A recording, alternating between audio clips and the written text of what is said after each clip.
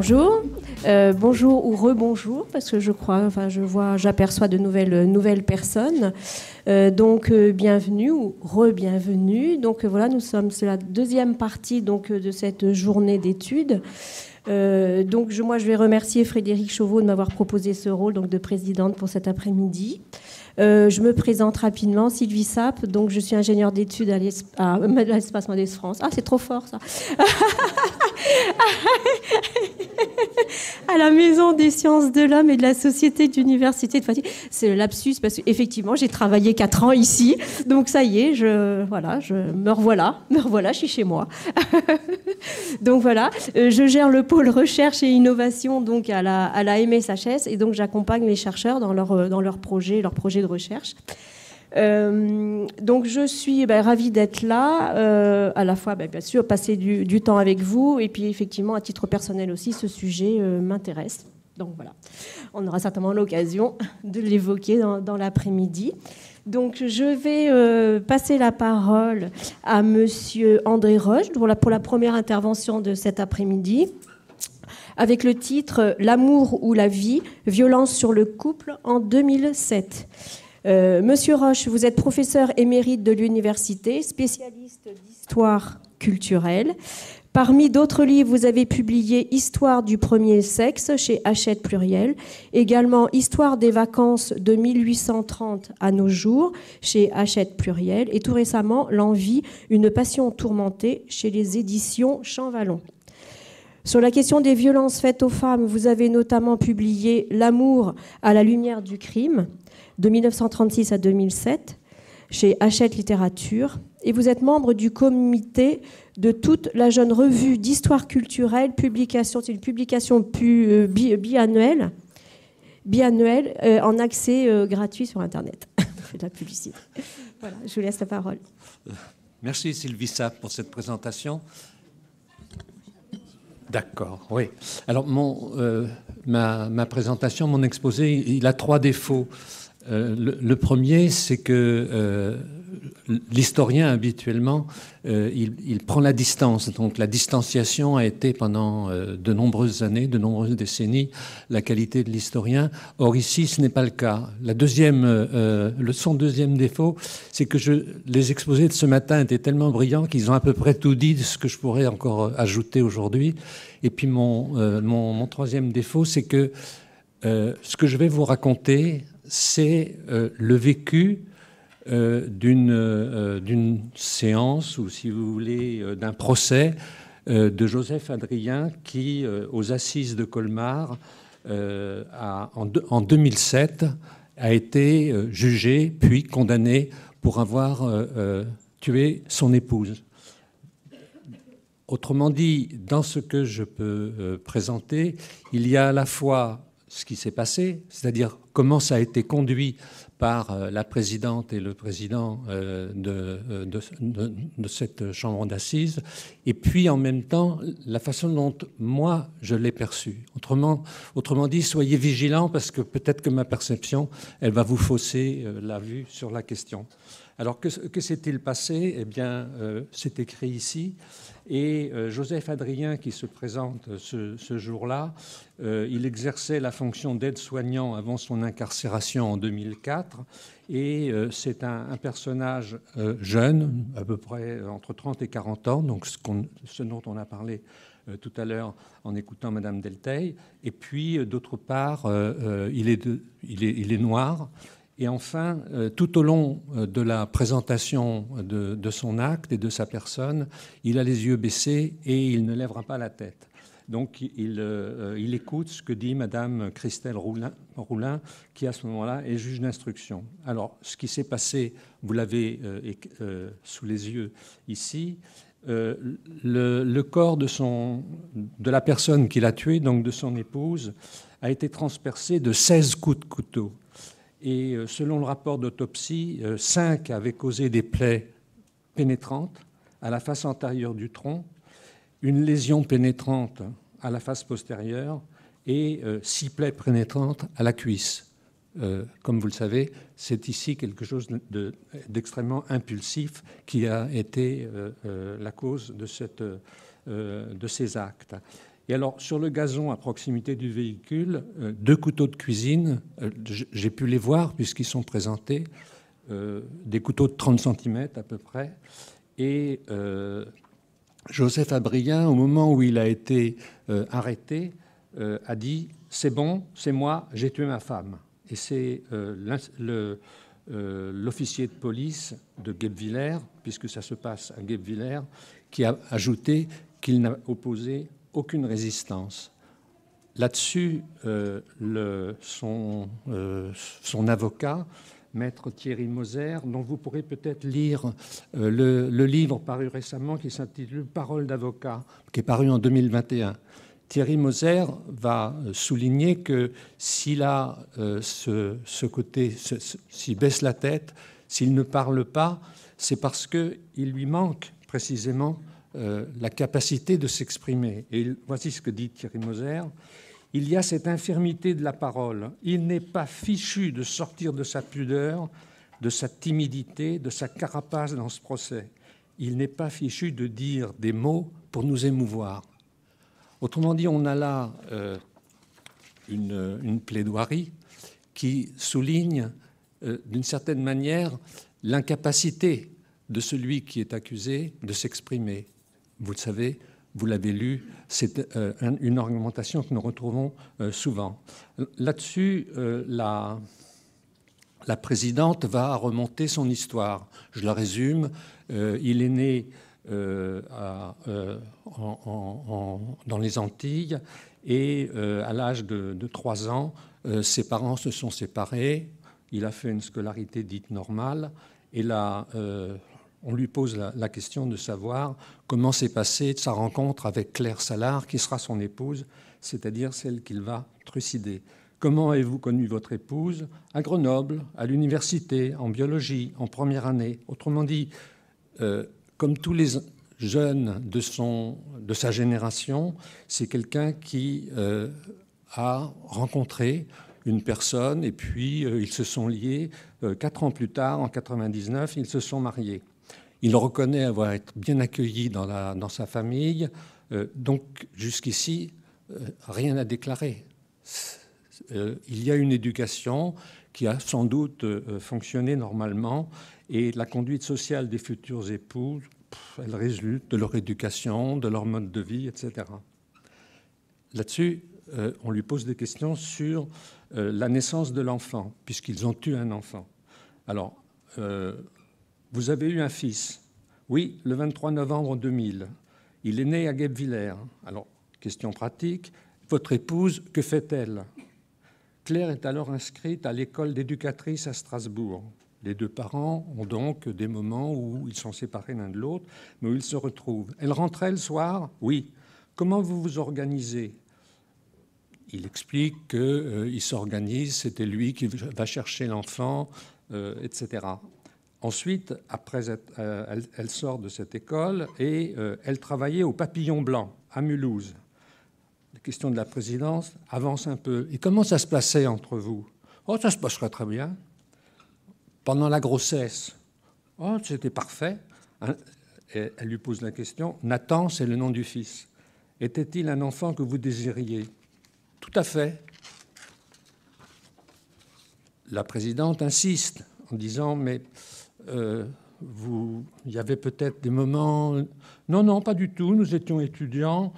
Bon, c'est vrai, j'avais jugé que ce n'était pas un bon moment. Autrement dit, il y a une rupture qui a été soulignée ce matin d'ailleurs, c'est le moment où l'enfant apparaît.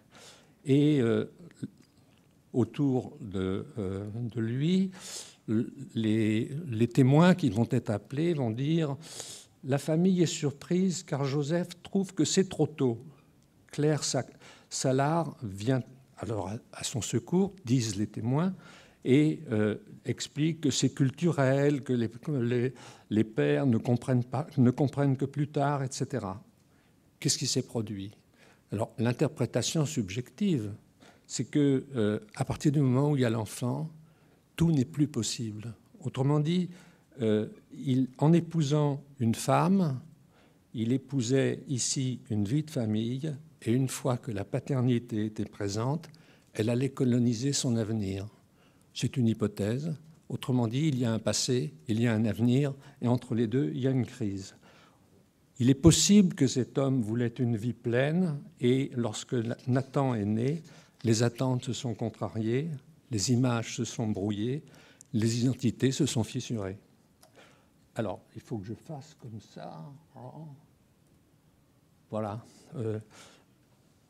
Une personne et des rôles. Excusez-moi, j'ai une mauvaise maîtrise de l'informatique. Alors, la présidente lui demande « Mais quand est-ce que les relations se sont dégradées ?» Quand elle a eu des cours à Strasbourg. Pourquoi ? Parce qu'elle, du fait de ses études, elle était rarement à la maison. Elle ne s'occupait pas de Nathan et de la maison. Autrement dit, Claire n'est pas la femme qu'il aime, Claire est la femme qui a des obligations. Autrement dit, derrière la femme qu'il a aimée, il ne reste que l'épouse, la mère et celle qui s'occupe de la maison. Autrement dit, ici, ce qui domine petit à petit, c'est que l'amour conjugal s'est effacé derrière les contraintes qui sont celles qu'un homme, en l'occurrence lui, attend de son épouse. Mon interprétation à ce moment-là était la suivante, à savoir que qu'attendait-elle de lui ? Qu'il continue à l'aimer. Et lui, comment se comportait-il ? Eh bien, il la contraignait sous ses attentes à lui, qui était le service qu'elle pouvait rendre.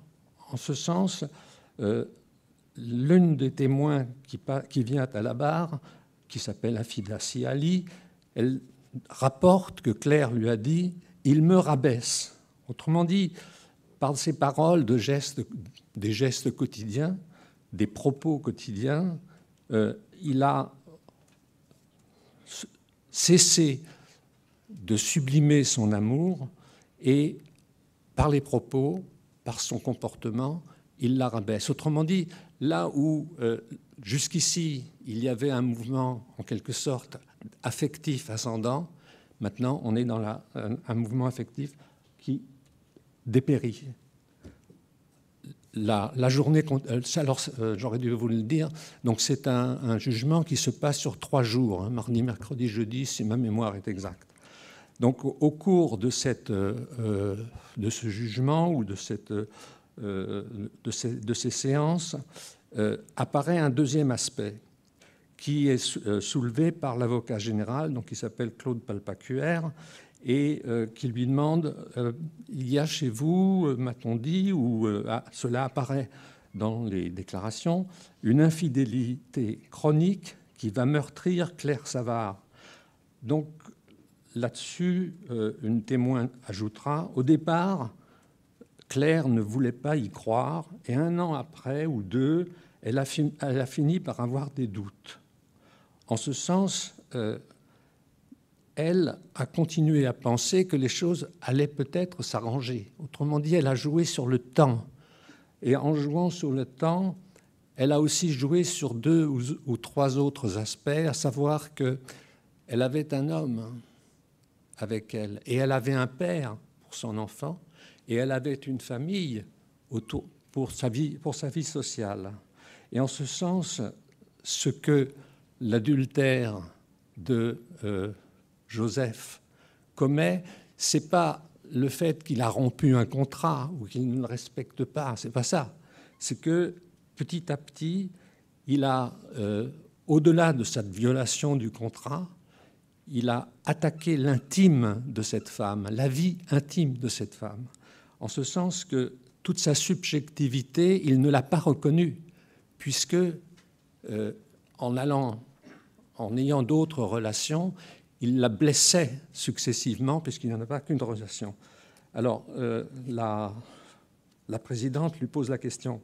Ces relations extra-conjugales, c'était quand ? C'était 2 ans après la naissance de Nathan. Est-ce que Claire, donc Claire Salard, est-ce que Claire vous a fait part de ses soupçons ? Pas tout de suite, après. Elle avait des soupçons indirectement. Je ne répondais pas. Autrement dit, vous ne l'avez pas avoué. Et là-dessus, Joseph dit qu'au début, il ne l'a pas avoué, et que, en fait, les plaintes qui ont été déposées, elles n'étaient basées sur rien.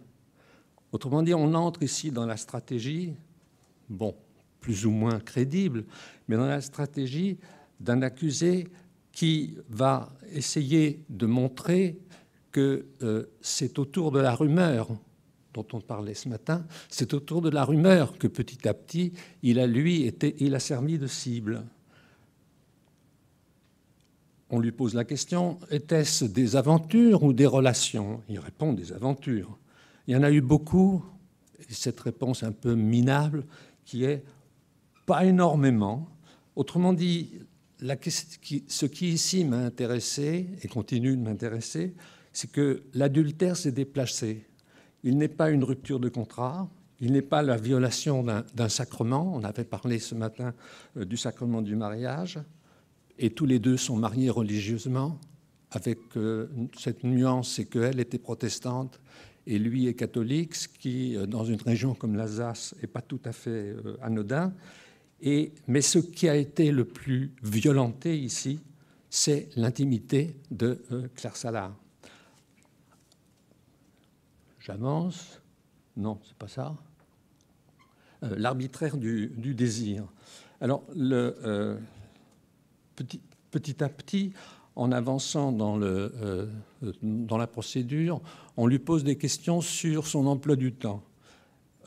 Il fréquentait le club d'athlétisme de Guebwiller où il était entraîneur. Et il entraînait des adultes à l'athlétisme.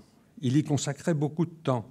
Et en tant que bénévole, il dit j'y allais quand j'avais du temps libre. Là-dessus, un témoignage, celui de Charpentier, qui est vice-président du club, et qui dit qu'il avait observé des attitudes qui ne lui plaisaient pas.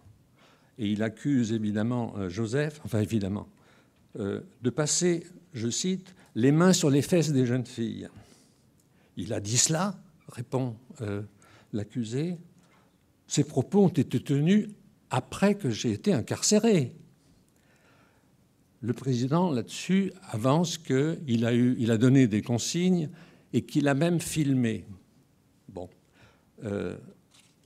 Quelques mois plus tard, il travaille à l'Institut médico-éducatif Saint-Joseph à Cernay, c'est tout près. Hein.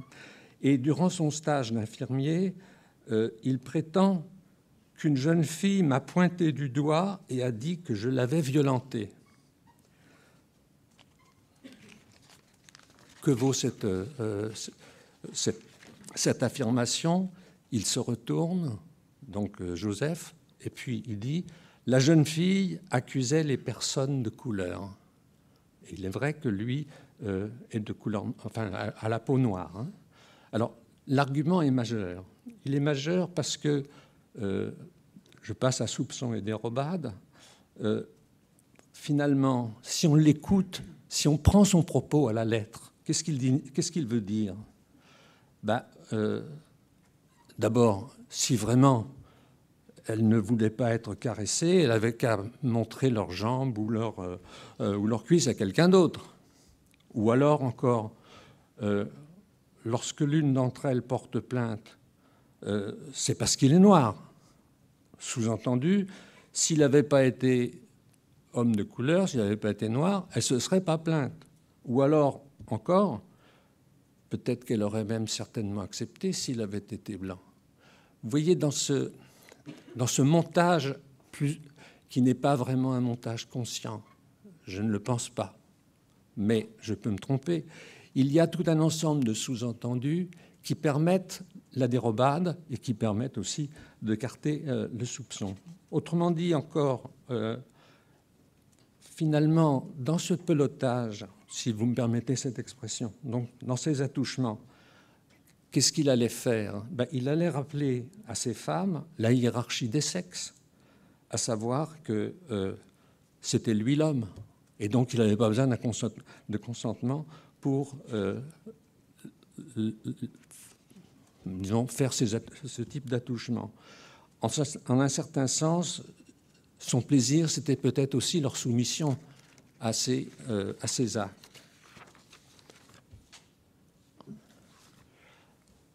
Alors, le problème de la séduction, qui va occuper une part importante, presque une après-midi, est intéressante. Parce que à chacune de ces femmes, il y en a d'autres que je n'ai pas citées, il a assigné un rang, il a assigné une place dans la hiérarchie, et il a donné son expression de la domination. Et d'une certaine manière, il n'a pas pensé que leur consentement était quelque chose qui était utile pour lui ou nécessaire ou quoi. Et donc, il les... Ouais, je me dépêche. Bon, c'est pas grave. Et Palpacuère, le président, dira le propre de la violence, c'est de refuser de placer l'autre sur un pied d'égalité.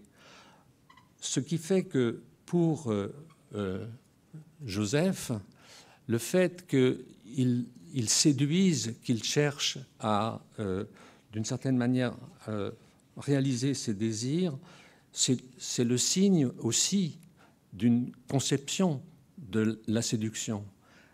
La psychologue qui vient à la barre, Lucienne Schneider, dira « Il dit qu'il est volage et qu'il ne peut pas résister à la séduction. » Et elle conclut « L'accusé est une personne qui aimait séduire. » L'avocat général saisit le propos, il intervient aussitôt et il dit « Séduire, c'est une chose, mais lui, il concrétise. » En ce sens, le passage à l'acte, ici, est caractéristique d'une non-reconnaissance de la personne. Alors, j'avais préparé un topo très très long, et donc c'est encore un autre défaut de mon truc. Je voudrais, pour ne pas dépasser le temps, dire deux choses sur les relations. Petit à petit, les relations avec Claire Sallard, donc avec son épouse, vont se détériorer et ils vont, à un certain moment, avoir non plus des conflits de paroles, mais des conflits de gestes. Un jour, il a quitté le foyer conjugal, il s'est installé avec une autre personne, une autre femme, et il veut chercher son enfant. Et donc, il va se plaindre qu'elle ne lui donne plus Nathan. On lui pose la question, mais est-ce qu'elle a expliqué ? Elle m'a dit que je n'étais pas digne d'être son père. Autrement dit, ici, ce qui est en question, c'est en quelque sorte sa responsabilité, ce qui constitue sa dignité d'homme. Et on lui demande, mais les problèmes apparaissent quand ? Alors il dit en mai-juin 2004, qu'est-ce qui s'est passé ? Elle ne me donnait plus Nathan. Et il ajoute, je me pliais. Comme ça se répétait, j'ai commencé à m'énerver. Et le dimanche 12 septembre, il est allé récupérer le carnet de santé de Nathan. Une dispute éclate et on lui demande « Mais que s'est-il passé dans cette dispute ?» Et il dit qu'elle m'a giflé quand j'avais le dos tourné et j'ai donné un coup de main. La présidente saisit là encore l'opportunité. Elle virilise la riposte. Elle dit un coup de poing. Autrement dit, là où les violences physiques apparaissent, chez l'homme, ces violences physiques, elles ne sont pas simplement des rappels, elles sont carrément des agressions. Je n'irai pas plus loin parce que le temps me manque et puis je ne me suis pas bien organisé pour cela. Ce que je voudrais simplement ajouter à ces considérations, c'est deux ou trois choses. La première, c'est que la rupture est apparue à la naissance de l'enfant, ce qui, comme vous le savez, est quelque chose d'assez fréquent. J'ai donné une explication, elle vaut ce qu'elle vaut. Deuxièmement, dans cette rupture, il y a aussi le fait que le corps de l'autre devient le corps des autres, ce qui n'est pas la même chose. Et dans ce corps des autres, il y a cette idée, cette arrière-pensée, ce préjugé que du moment que c'est un corps, il n'y a pas de consentement à solliciter. Et troisièmement, dans l'évolution du conflit, le passage de la parole à l'acte, le passage de la parole violente à l'acte brutal est ici celui de l'homme, celui qui, plus tard, en 2004, comme je vous l'ai écrit tout à l'heure, a tué sa femme de 18 coups de couteau sur le parking du lieu où elle travaillait, c'est-à-dire sur son lieu de travail. Je vous remercie, en vous priant de m'excuser de ne pas avoir tout dit.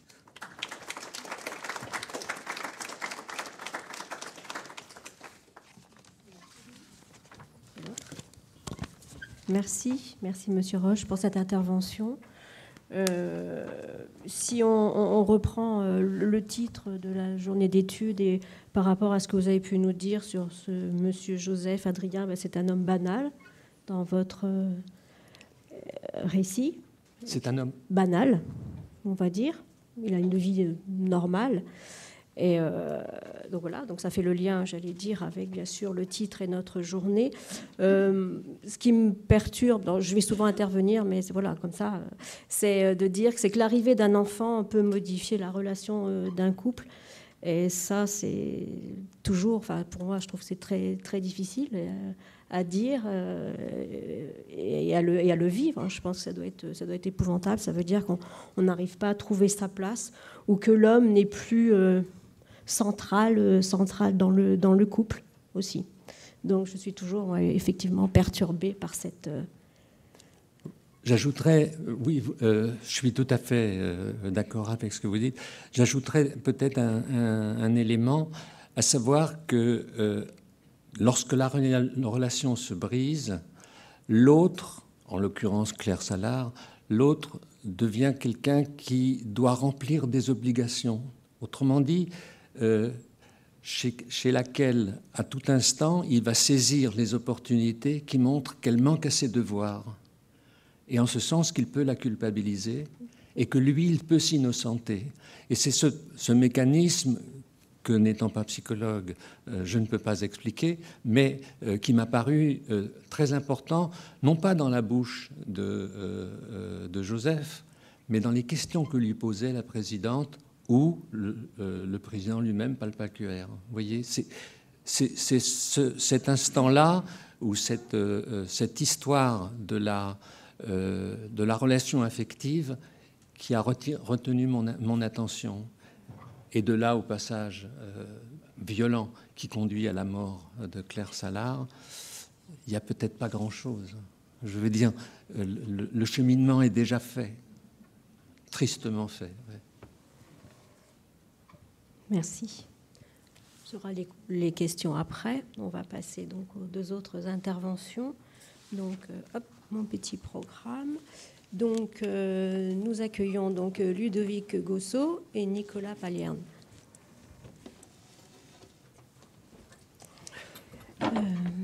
Merci, messieurs.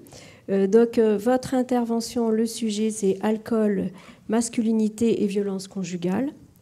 Monsieur Gossot, vous êtes enseignant-chercheur en sociologie à Poitiers, membre du laboratoire Gresco. Vous travaillez depuis plus de 20 ans sur le genre, la domination masculine, les violences masculines contre les femmes.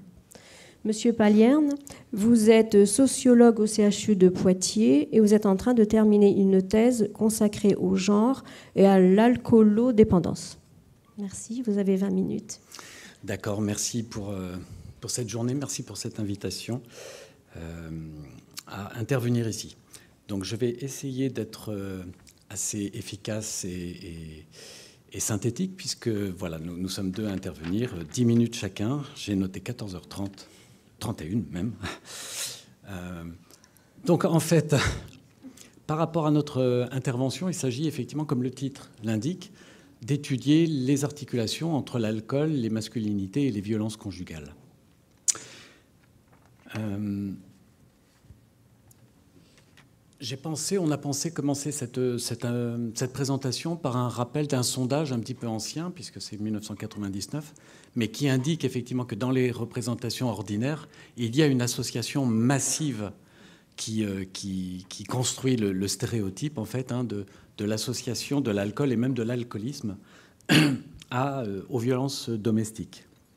96, dans un sondage qui a été mené auprès de la Commission européenne, 96% des citoyens considéraient que l'alcoolisme était la première cause des violences domestiques. Et en France, encore un peu plus élevé, 98% des répondants, donc ce qui est massif. Alors je ne suis pas allé voir si les sondages avaient été actualisés pour voir si c'est toujours vrai aujourd'hui. En tout cas, on peut parler de stéréotypes, et notamment dans le sens où on a affaire là à une extrapolation, une forme de caricature finalement de la réalité statistique sur laquelle on va insister très rapidement. Donc à la fois un stéréotype, et un stéréotype qui est sans doute ancien, puisqu'effectivement on peut faire remonter au XIXe siècle et encore au début du XXe siècle, cette association entre l'ivrogne et la violence à l'égard de sa femme, à l'égard de ses enfants. Donc il s'agit à la fois d'un stéréotype, une croyance culturelle qui est fortement partagée au sein de la population, et pas seulement française, mais il s'agit aussi d'une certaine régularité statistique, en tout cas l'association de l'alcool et de la violence conjugale notamment. Donc on peut considérer qu'on a affaire a priori à un fait social au sens sociologique du terme.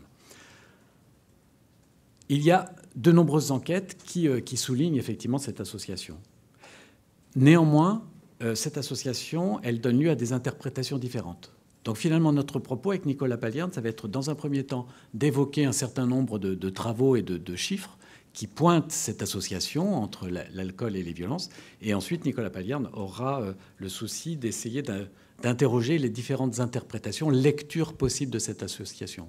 S'agit-il d'une corrélation? S'agit-il d'une relation de causalité, notamment, mais pas seulement? Donc il y a beaucoup de données empiriques, effectivement, qui indiquent ce lien. Mais en fait, les méthodologies qui sont utilisées sont parfois tellement différentes que c'est difficile, finalement, d'agréger tous ces résultats et toutes ces données qui ne vont pas, d'ailleurs, en plus, toujours dans le même sens, même si elles pointent souvent cette association. Donc l'INSERM a fait un travail de typologie un petit peu de ces enquêtes, en pointant que d'un côté, on avait tout un panel d'enquêtes qui se préoccupe de décrire de façon détaillée les violences, mais dans lesquelles il n'y a pas forcément beaucoup d'informations sur les alcoolisations. Il y a d'autres enquêtes, finalement, qui vont détailler les violences et les alcoolisations, mais sur des échantillons, dans la méthodologie qualitative, des échantillons souvent modestes de quelques dizaines de personnes qui permettent très difficilement, et même pas du tout finalement, de généraliser à la population globale. Et enfin, des enquêtes qui peuvent décrire minutieusement les alcoolisations, mais dans lesquelles la question des violences n'est pas ou pratiquement pas abordée. Donc finalement, il y a beaucoup de données, mais l'étude systématique du lien entre violence et consommation, notamment d'alcool, tous les auteurs qui travaillent dessus indiquent finalement qu'il y a un manque de données pour préciser et évaluer finement ces questions, cette association, ce lien. Mais aussi pour avancer sur la question de l'explication finalement de ce que l'alcool vient faire dans le passage à l'acte ou dans le déclenchement de ces violences. Néanmoins, on peut considérer, c'est le travail qu'on a essayé de faire, que les études disponibles suggèrent un certain nombre de choses. Et la première chose peut-être à signaler, c'est que l'alcool, effectivement, apparaît comme le produit psychoactif le plus fréquemment associé aux violences, pas seulement de genre, mais notamment de genre.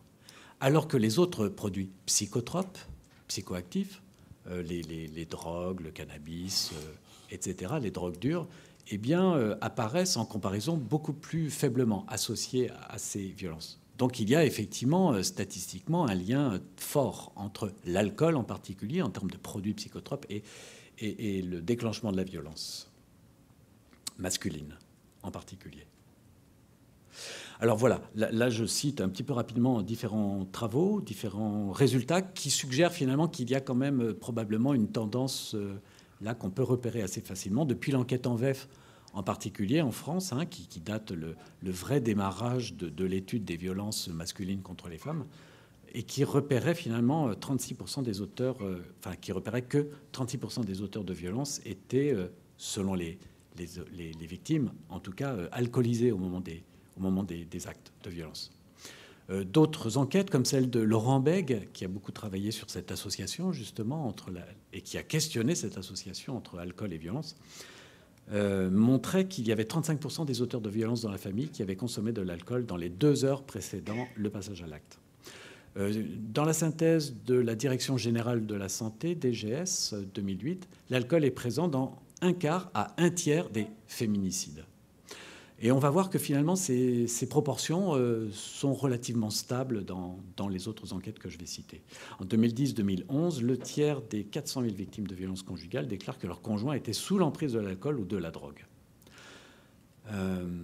Toujours, c'est cette idée du tiers, finalement. Plus récemment, dans l'enquête Virage, donc l'enquête sur les violences de genre, l'auteur des violences était, d'après les déclarations toujours des victimes, sous emprise d'alcool, notamment lors des violences physiques. Il apparaît souvent que c'est en particulier lors des violences physiques, et parfois plus que lors des violences sexuelles, que l'alcool est présent. Et là, en l'occurrence, 44% de femmes. Alors je continue un petit peu rapidement. J'actualise un petit peu. En 2020, donc récemment, 31% des auteurs de féminicides avaient consommé de l'alcool avant les faits, selon les données en ligne du ministère de l'Intérieur. Donc toujours cette idée du tiers, finalement. Donc la prévalence de l'alcool, d'autres travaux avaient montré que la prévalence de l'alcool est supérieure chez les maris qui commettent des violences physiques, encore une fois, sur leurs femmes, que chez ceux qui les agressent, notamment seulement verbalement. Donc il y a vraiment un lien entre la violence et notamment la violence physique, manifestement, entre l'alcool et les violences. Ce n'est pas n'importe quel type de violence, finalement, qui se retrouve associé à l'usage de l'alcool. Lorsque les maris ont bu, les épisodes violents comportent plus d'agressions physiques qui ont une probabilité supérieure d'être graves. Donc ce n'est pas seulement les violences physiques, mais c'est aussi souvent les violences physiques graves, et notamment les féminicides, qui peuvent être plus souvent associés à l'usage d'alcool. Donc du coup, l'usage massif et habituel d'alcool constitue un facteur associé à des violences conjugales répétées et surtout un critère de contrôle et de sanction vis-à-vis des victimes. Donc là, toujours pour parler des chiffres, on verra après sur l'interprétation de ces données les différentes théories qui sont proposées pour en rendre compte.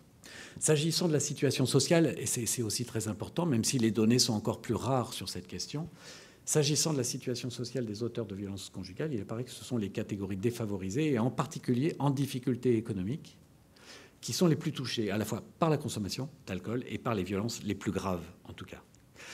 L'ANVEF, l'enquête nationale sur les violences envers les femmes en France, montrait que toutes les classes sociales étaient concernées. Et c'était l'un des apports de ce type d'enquête, de ne pas croire que c'était seulement dans les catégories les plus pauvres, les plus démunies qu'on trouvait des violences contre les femmes.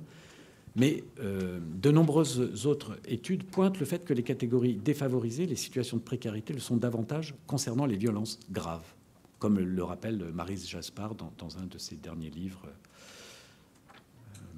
dont le titre exact m'échappe. Ainsi, selon la synthèse de Stéphane Leglet, toujours dans une synthèse de la Direction générale de la santé, la consommation importante d'alcool augmente les risques de violences conjugales lorsque la consommation est associée à des difficultés économiques. C'est vrai que cette question des difficultés économiques, elle est très présente pour médier peut-être un petit peu l'effet qui n'est pas mécanique de la consommation d'alcool sur les violences. Voilà, j'en ai bientôt fini pour ce qui me concerne, et voilà, j'ai une minute encore. Les études les plus récentes confirment le fait que l'auteur des violences conjugales les plus graves, le féminicide, est majoritairement un homme, ça on le sait depuis longtemps, plus de 80%, c'est-à-dire que ce ne sont pas que des hommes, en couple français, entre 30 et 50 ans, n'exerçant pas d'activité professionnelle pour 66% des cas. Donc on voit bien que le chômage, notamment, ou l'inactivité professionnelle est très fortement associée au meurtre, finalement, de sa conjointe ou de son ex-conjointe. Ou alors, en seconde position, ouvriers employés, 22%, versus des cadres qui ne représentent que 3%, effectivement, des auteurs de féminicides. Et là, c'est pour 2020, c'est les données parmi les plus récentes. Mais ça n'a rien d'original par rapport aux autres années. Donc au domicile avec arme à feu ou arme blanche, et la dispute ou la séparation, c'est bien connu, sont les principaux mobiles retenus. Voilà. Cependant, et ce sera ma conclusion, la violence répétée, mais réputée sobre, se révèle un phénomène plus important encore, puisque si on parle d'un tiers, ça veut dire qu'il y a encore quand même 2 tiers des violences conjugales, y compris les plus graves, qui ne montrent pas d'association particulièrement significative avec l'usage d'alcool. Je te laisserai passer les diapos. Donc Ludovic vient de vous présenter cette corrélation récurrente entre alcool et violence conjugale. Donc moi je vais vous présenter les différents modèles théoriques qui tentent d'expliquer cette corrélation. Donc disons que l'enjeu, ça va être autour de l'importance donnée aux alcoolisations dans ce phénomène des violences. Importance tant au regard de la fréquence que de la causalité, de l'étiologie de ces violences-là. Alors c'est assez schématique, mais grosso modo, on retrouve deux champs de recherche qui tendent un petit peu à s'opposer, en tout cas dans lesquels ces controverses ont lieu. D'un côté, on a le champ des études sur l'alcool, et puis de l'autre, on a celui porté notamment par les mouvements féministes des violences faites aux femmes. Donc c'est un peu plus complexe, vous l'aurez compris, mais on va essayer de voir un petit peu ce qu'il en est. Donc d'un côté, ici, c'est plutôt le champ des études sur l'alcool. L'alcool va être considéré comme un facteur majeur des violences, voire une cause directe de ces violences conjugales-là. Donc dans ce mouvement-là, il importe de faire connaître et reconnaître le poids de l'alcool. C'était notamment le cas suite, en tout cas, aux lettres ouvertes adressées au ministre à la suite du Grenelle de 2019, dans lequel il importe de faire reconnaître l'alcool dans ces violences-là, et les violences conjugales vont être comptabilisées comme une conséquence négative de plus de l'alcool sur notre société.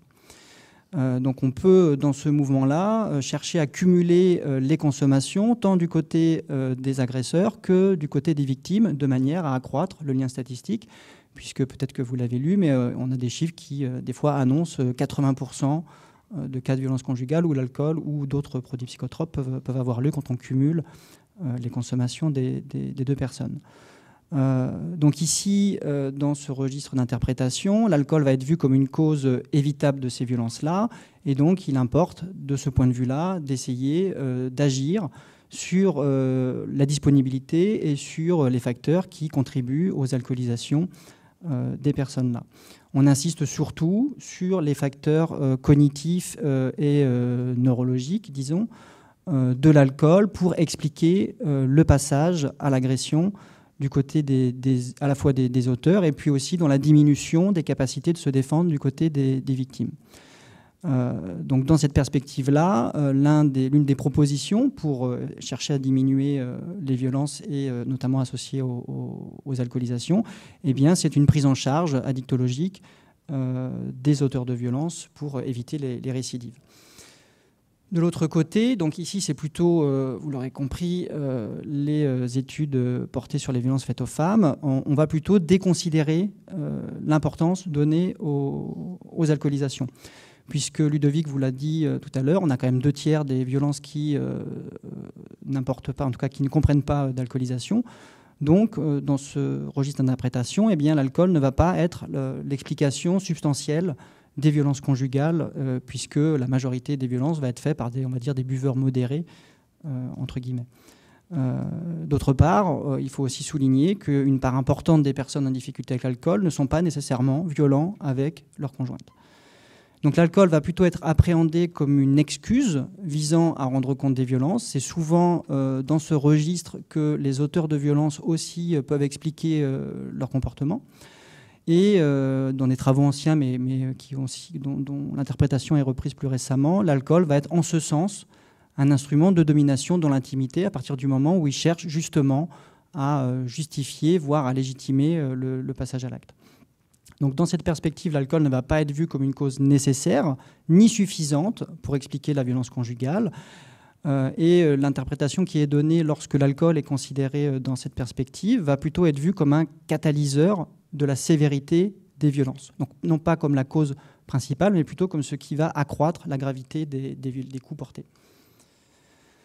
Donc on a une méfiance, toujours dans cette seconde perspective, de l'importance donnée à l'alcool, qui risque justement de sanitariser, donc de considérer avant tout comme un problème médical la question des violences conjugales, et en quelque sorte de dégenrer, de ne pas considérer le genre dans ces violences-là notamment dans les dispositifs proposés pour accompagner à la fois les auteurs et les victimes des violences. Donc on va surtout se concentrer finalement sur la question alcool et on ne va pas forcément amener les auteurs à réfléchir en termes de genre sur leur comportement.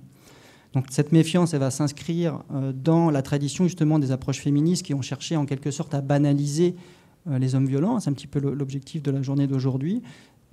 C'est-à-dire de ne pas réduire les hommes violents à des cas pathologiques avec cette équation selon laquelle l'homme violent serait un homme alcoolique. Donc cette méfiance va appréhender néanmoins les alcoolisations avant tout dans leur dimension pharmacologique, c'est-à-dire que finalement elle emprunte un petit peu la même perspective que le premier champ d'études. On considère avant tout les alcoolisations comme, en tout cas le passage à l'acte, le lien qui lie alcoolisation et violence conjugale, comme quelque chose de mécanique induit par l'effet pharmacologique de l'alcool. Or, on peut très bien considérer les alcoolisations dans leur réalité sociologique et notamment dans leur dynamique de pouvoir au sein des relations interpersonnelles. Et ce qu'on peut appeler comme la théorie du pouvoir va permettre justement de concilier dans cette autre perspective les alcoolisations et les violences de genre en essayant d'articuler ces deux champs de recherche. Donc, dans cette autre perspective, on peut concevoir les alcoolisations comme des pratiques sociales de construction du genre et non pas comme un facteur externe ou un comportement individuel. Autrement dit, on va considérer les alcoolisations comme ce qui construit les masculinités. Et les masculinités, ici on se réfère au travail de Rewin Connell, donc une sociologue australienne, vont être conçues comme des configurations de pratiques à l'intersection des rapports sociaux. Et ici, les masculinités sont une association significative de différentes pratiques genrées. Et dans ces pratiques genrées, on va retrouver à la fois ces violences conjugales et à la fois les alcoolisations. Et dans cette perspective, violences conjugales et alcoolisation peuvent alors se conjuguer comme un moyen de réaffirmer une certaine forme de masculinité et notamment une relation de pouvoir dans l'intimité du couple, notamment dans des configurations sociales où les idéaux de masculinité dites hégémoniques sont mis à mal par les situations de précarité. Ce qui permettrait justement d'expliquer la corrélation que Ludovic a soulignée tout à l'heure sur le fait qu'on retrouve quand même significativement davantage de violences associées à l'alcool dans les milieux touchés par une précarité économique. Pour conclure, 2 petites diapos. Donc on voit que les relations entre violence conjugale, masculinité et alcoolisation sont plurielles et complexes, qu'elles se manifestent davantage dans certaines configurations sociales et selon certaines temporalités. Donc là, on n'a pas eu le temps de développer, mais peut-être qu'on pourra le faire dans les échanges.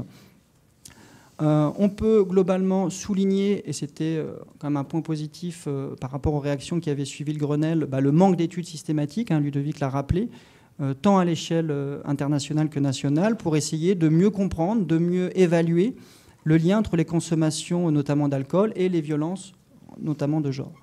Donc on peut déplorer notamment, en tout cas c'est notre perspective puisqu'on est sociologue, le manque de données sur le lien entre les caractéristiques sociales des personnes et le risque de violence, qu'elles soient agies ou subies. Il y a une petite coquille sur la diapo.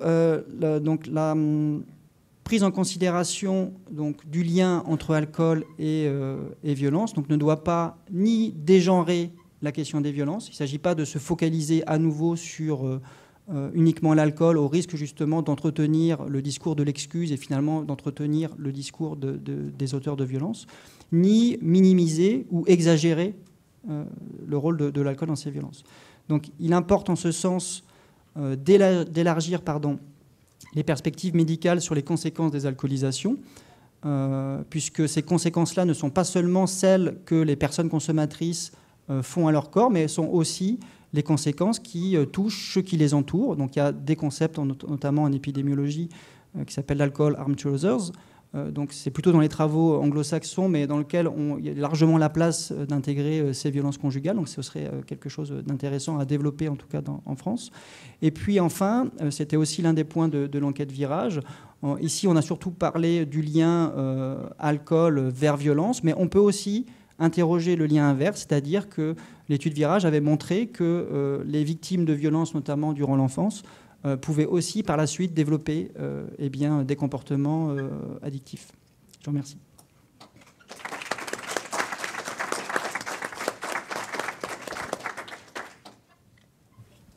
Merci. Donc on va peut-être passer aux questions. Donc je vais gérer. Oui, oui, je gère. Je suis là, je gère.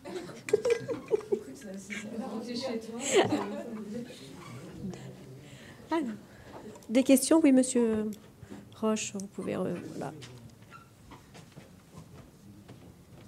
Vous avez tout ça. Des questions?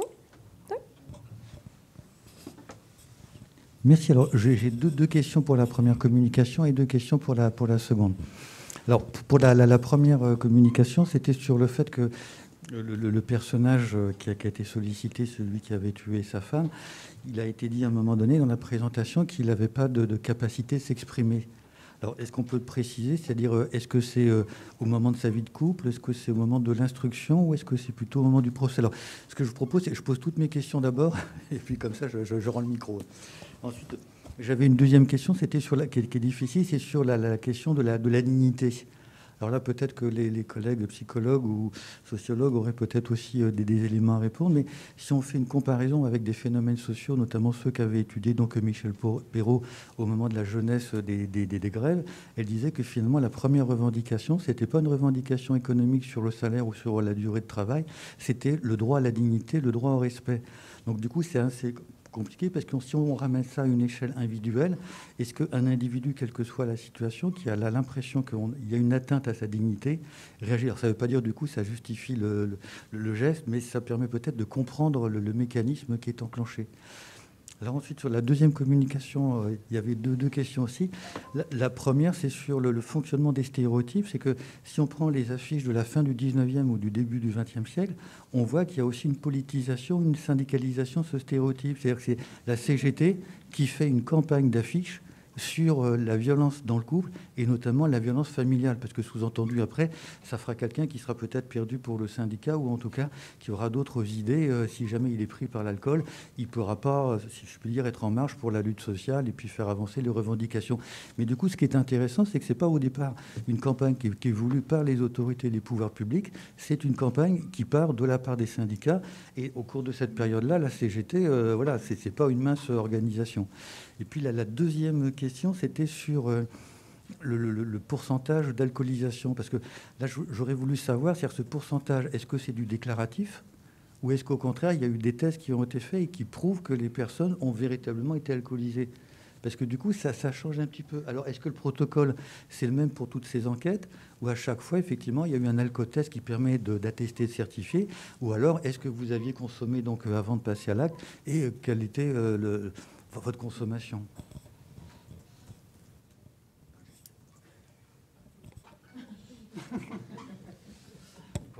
On vous laisse. Enfin, on répondra après. Alors, pardon. Ouais. Merci. Ça fonctionne? Ouais. Bon. Je reviens à Joseph Adrien et à sa capacité de s'exprimer. Nous sommes dans un débat. Autrement dit, quand l'avocat prend la parole, il essaye, et c'est tout à fait normal, c'est son métier, il essaie de montrer que la personne qui est accusée, d'une certaine manière, elle a un handicap. Et que, entre autres, il y a ce handicap de la parole, à quoi s'ajoute qu'effectivement, Joseph Adrien, que je voyais, c'est quelqu'un de, comment dire, oui, c'est pas un orateur. Hein, voilà, premièrement. S'agissant de la dignité, c'est un tout petit peu plus complexe, parce que au fur et à mesure qu'évolue la crise entre Claire Sallard et Joseph Adrien, l'enfant devient l'otage, de l'un comme de l'autre. Et quand elle lui dit qu'il n'est pas digne d'être un père, elle lui retire, d'une certaine manière, entre guillemets, un avantage.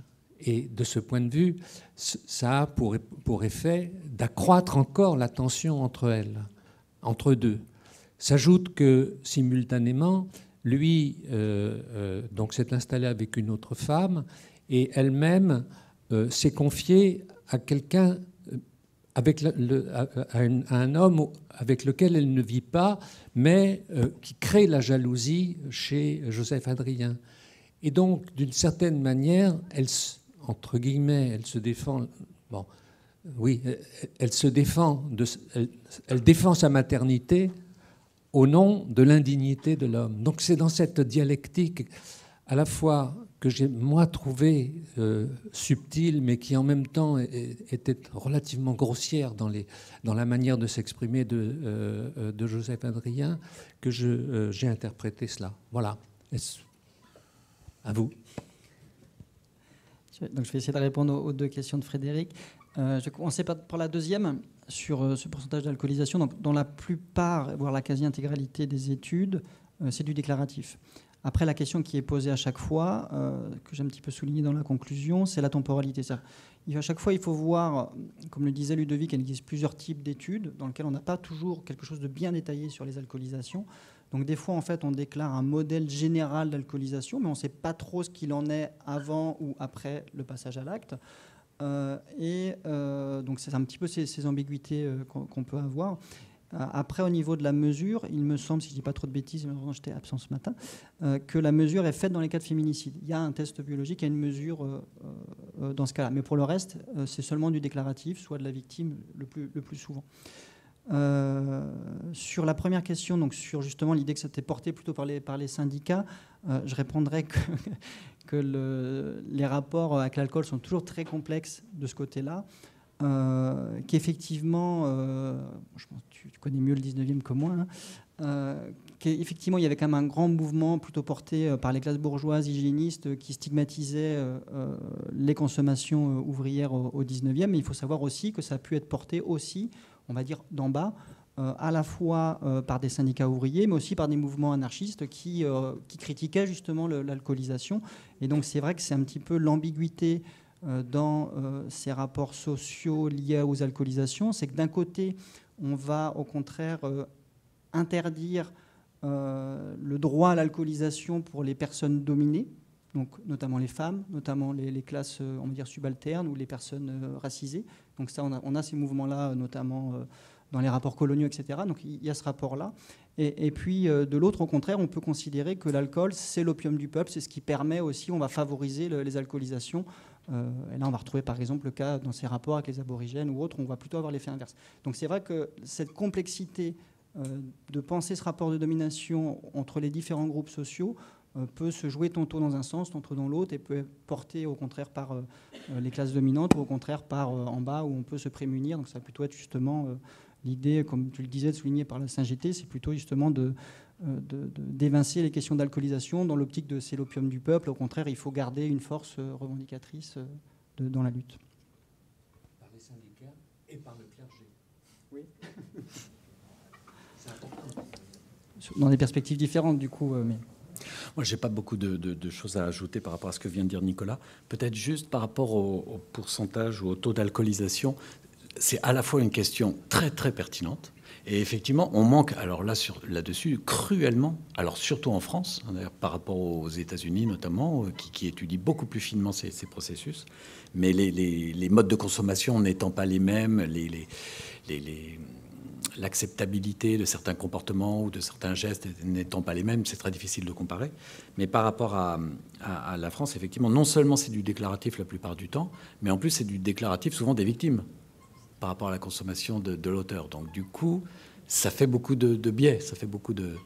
Bon, néanmoins, c'est vrai que les données semblent aller quand même dans le même sens au niveau de la consommation. En tout cas, c'est ce chiffre-là, ce pourcentage du tiers. Mais autre problème, c'est qu'un même taux d'alcoolisation n'aura pas le même effet ou ne peut pas être interprété de la même façon selon les personnes, selon leur mode de consommation. C'est vrai que par rapport aux consommateurs d'habitude, par rapport aux alcoolodépendants, voilà, on va avoir des taux d'alcoolisation qui vont pouvoir être très élevés, mais qui peuvent difficilement être comparés avec ceux qui ont une consommation très faible et pour qui 2 verres, 3 verres, ça va représenter finalement un bouleversement total de leur rapport aux autres, de leur perception, de leur évaluation de la situation, etc. Alors que pour un buveur d'habitude, ça va être plutôt... il va être pratiquement à jeun dans ces conditions-là. Donc c'est très difficile aussi de comparer. Il y a des études, et notamment Pérez, Diaz et Huré, qui essayent d'étudier ça, c'est-à-dire les différences qu'il peut y avoir selon les modèles d'alcoolisation, entre les buveurs d'habitude notamment, et puis les consommateurs et les ivresses. ceux qui pratiquent les ivresses. Mais voilà, ça fait vraiment très peu de données pour pouvoir en tirer des enseignements. Mais en tout cas, les enseignements ne vont pas forcément dans le sens que les buveurs d'habitude, les alcooliques, les ivrognes traditionnels, anciens, tels qu'on les appelait, sont ceux dans lesquels on va observer plus de violence. Mais ça, Nicolas, peut-être... Peut-être juste un point, effectivement, c'est plutôt l'association avec l'ivresse que la consommation chronique qui était soulignée dans pas mal d'études.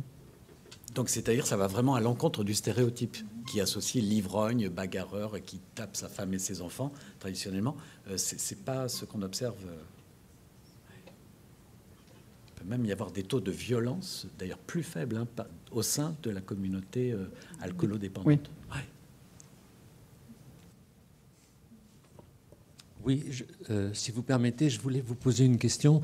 En vous écoutant, vous avez insisté sur le fait que l'homme alcoolique passait plus facilement à l'acte. J'ai bien compris. Hein.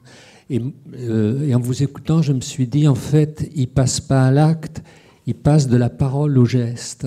C'est-à-dire que dans son état d'ivresse, les mots lui manquent.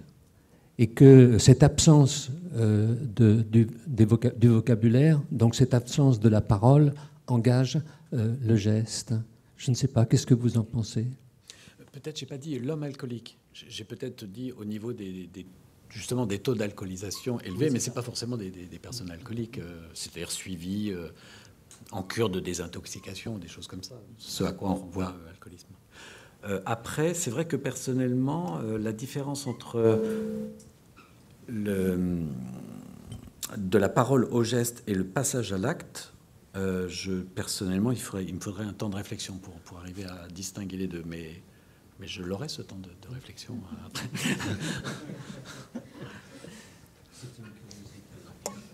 Ce qui a été, alors, dans certains travaux, l'idée, disons, de l'alcool par rapport à ce passage à l'acte-là, ça pouvait être vu justement comme une manière de concilier certains hommes qui ont été socialisés dans des schémas un petit peu, on va dire, traditionnels, qui effectivement peuvent être... Alors, il y aurait tout un débat à avoir hein, sur est-ce qu'il faut considérer qu'il y a une sorte de handicap à la parole ou une forme de handicap aux émotions, mais il y a des débats là-dessus. Je reviendrai s'il faut. Mais en tout cas, voilà, disons que l'idée qu'il y a une certaine socialisation masculine qui prévaut là-dessus, où finalement ils ont quand même été socialisés avec certaines représentations qui autorisent, disons, certaines formes de violence. Et en même temps, il y a une dissonance puisque notre société actuelle n'autorise plus ces violences-là. Et l'alcool leur permettrait justement de concilier les deux en disant finalement ces violences-là ne sont pas tolérables, mais voilà, on retrouve encore cette théorie de l'excuse parce qu'ils n'ont pas pu faire autrement, et donc l'alcool les a en quelque sorte autorisés à cette violence-là, même s'ils la dénoncent par ailleurs. Merci. Oui, j'aurais une question à propos de la seconde intervention. En tout cas, merci pour la première qui était absolument passionnante et magnifique. Mais ma question s'adresse pour la seconde et concernant ce qui tient lieu quasiment de stéréotypes, puisque 98% donc, de la population française associe l'alcool aux violences, et dans ce sens-là, alcool cause violence. Comment est-ce que, d'un point de vue sociologique, comment est-ce que vous interprétez ce stéréotype? Qu'est-ce qu'il vous enseigne en tant que sociologue? Je commence. Il y a des travaux, et là je pense, il y a des travaux d'historiens. Pardon. Tu n'as pas vu la tête de Il y a des travaux d'historiens, notamment américains, qui ont travaillé cette question-là dans la période qui précède la prohibition. En fait, la prohibition a fait glisser un discours et a autorisé justement, disons, la concentration de tous les mots sur l'alcool. On a diabolisé l'alcool parce que justement, c'était beaucoup plus simple, plutôt que de remettre en question un ordre social, plutôt que de remettre en question un ordre du genre. Et donc, c'est ce qui a contribué ça dans ce glissement. Alors, je pourrais vous retrouver les noms et les références si ça vous intéresse. Mais ça permet justement de ne plus réinterroger le rapport social et de diaboliser l'alcool. Et donc, ça a contribué à la prohibition dans le cas des États-Unis. Donc, c'est un petit peu, en tout cas, c'est la première idée qui me vient par rapport à votre question. Mais on retrouve toujours cette fameuse théorie de l'excuse, quoi. C'est l'alcool qui est le responsable.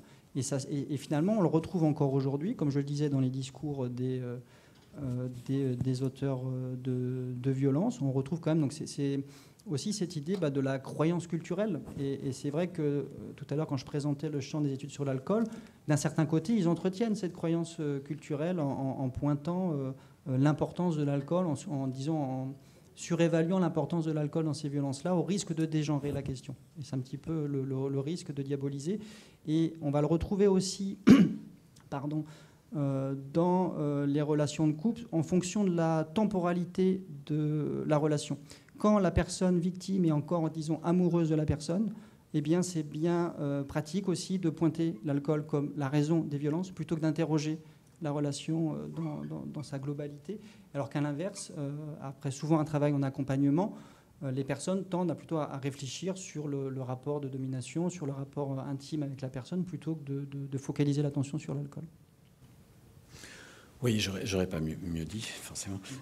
Mais juste pour compléter et aller dans le même sens, dire qu'en fait, effectivement, cette association, à la fois, elle a quelque chose de commode. C'est-à-dire, ça permet de rendre à la fois les violences conjugales ou les violences sexuelles monstrueuses, quelque part, ou en tout cas, vraiment de les cerner et de trouver un facteur explicatif. C'est l'alcool, c'est l'alcoolisme. Et puis, en même temps, ça permet de cibler une population... Et du coup, ça a un effet d'altérisation. Les violences, tout comme l'alcoolisme, ça concerne les autres et c'est étranger, ça ne nous concerne pas, nous. Et en même temps, donc ça permet de pointer des coupables, des responsables. Et en même temps, ça peut, paradoxalement, peut-être, ça n'est plus vrai aujourd'hui, légalement en tout cas, avoir un effet d'excuse. Puisque finalement, si c'est l'alcool, si c'est l'alcoolisme, ça veut dire que les auteurs, au fond, ne sont pas vraiment forcément... responsables de leurs actes. Donc, du coup, il y a des effets, en tout cas, contradictoires, finalement, par rapport à ce stéréotype. Mais en tout cas, l'un des effets majeurs, effectivement, c'est d'oublier qu'il n'y a pas besoin non seulement d'être ivre pour mourir d'alcool, mais d'être ivre pour battre sa partenaire